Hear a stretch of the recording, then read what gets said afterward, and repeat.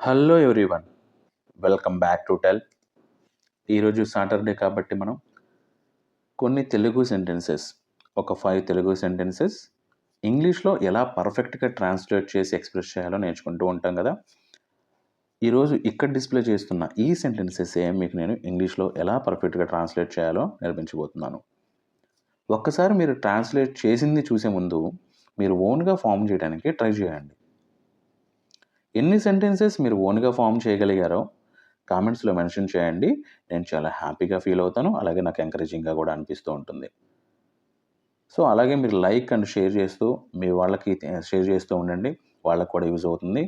So English develop చేసుకోవాలి అనుకునే వాళ్ళకి బాగా యూస్ఫుల్గా ఉంటుంది. So without getting any late, let's get in to our today's class.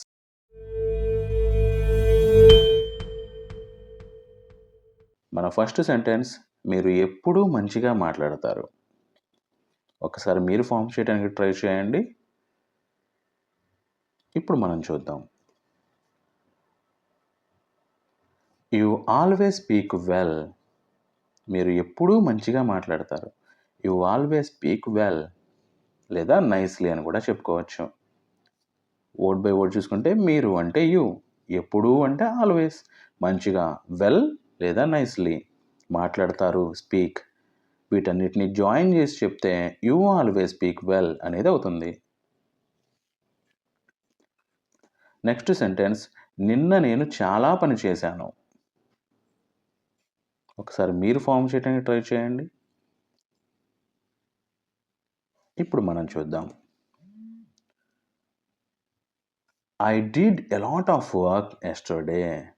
I did a lot of work yesterday.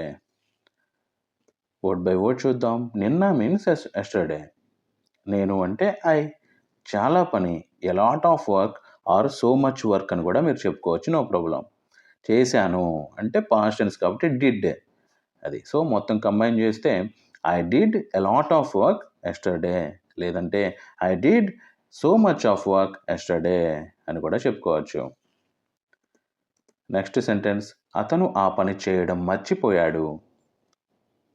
ఒకసారి మీరు ఫామ్ చేయడానికి ట్రై చేయండి ఓన్గా. ఇప్పుడు మనం చూద్దాం. He forgot to do that work. He forgot to do that work. Word by word చూద్దాం. అతను మీన్స్ హీ, ఆ పని, దట్ వర్క్, చేయడం, డూయింగ్, మర్చిపోయాడు, ఫర్గాట్. సో ఇదేంటి పాస్ట్ టెన్స్ కాబట్టి ఫర్గెట్ అంటే మర్చిపోవడం, ఫర్గెట్కి పాస్ట్ టెన్స్ ఫర్గాట్, కంబైన్ చేస్తే he forgot to do that work. Next sentence, మీరు త్వరగా రావాలి. మీరు ఒకసారి ఫామ్ చేయడానికి ట్రై చేయండి. ఇప్పుడు మనం చూద్దాం. You must come quickly or you have to come quickly. You should come quickly ఇలా చెప్పుకోవచ్చు. మస్ట్ అంటే తప్పనిసరిగా, హ్యావ్ టు అంటే రావాలి, ఖచ్చితంగా రావాలి, ట్రై చేయడం. హ్యావ్ టు మీన్స్ హ్యావ్ టుకి మస్ట్కి చిన్న వేరియేషన్ ఉంటుంది అనమాట. షుడ్ కమ్, త్వరగా వస్తే మంచిది, ఒక సజెషన్ లాగా. ఇలా మనం ఏదైనా ప్లేస్ చేసుకోవచ్చు. మస్ట్, హ్యావ్ టు, షుడ్ ఇలాగా. మీరు అంటే యూ, త్వరగా అంటే క్విక్లీ ఆర్ ఫాస్ట్, రావాలి means must come or have to come or should come, వీటిలో ఏమైనా యూజ్ చేసుకోవచ్చు. నెక్స్ట్ సెంటెన్స్, మనం ఆ సమయంలో పని చేస్తూ ఉంటాము. మనం ఆ సమయంలో పని చేస్తూ ఉంటాము అంటే భవిష్యత్తులో అనమాట. ఒక్కసారి మీరు ఫామ్ చేయడానికి ట్రై చేయండి ఓన్గా. ఇప్పుడు మనం చూద్దాం. We will be working at the time. We will be working at the time.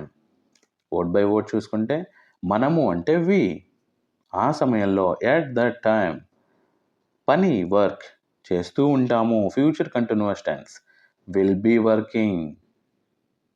So ఈ టెన్సెస్ గురించి ఆల్రెడీ మనం every Sunday grammar point of view cover చేసి ఉన్నాం కదా. దానికి సపరేట్గా ప్లేలిస్ట్ కూడా ఉంది, కావాలంటే వాటిని చూడండి, మీకు అన్ని టెన్సెస్ కూడా తెలుస్తాయి. దీంట్లో అయితే మనం ఫ్యూచర్ కంటిన్యూస్ టెన్స్ యూజ్ చేయడం జరిగింది. ఈరోజు 5 సెంటెన్సెస్ ఇవే.